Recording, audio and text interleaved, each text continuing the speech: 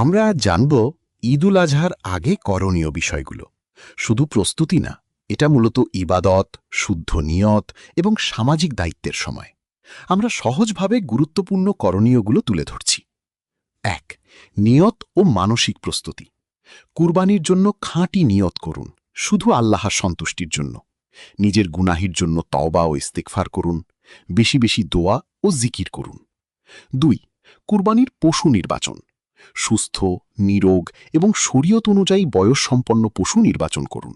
পশুর কোনো বড় ত্রুটি, অন্ধ, খোঁড়া, অসুস্থ যেন না থাকে। বিশ্বস্ত হাট বা বিক্রেতা থেকে কিনুন। ৩. চুল নখ না কাটা যারা কুরবানি করবেন।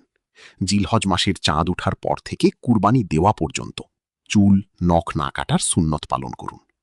৪. বেশি বেশি ইবাদত করা।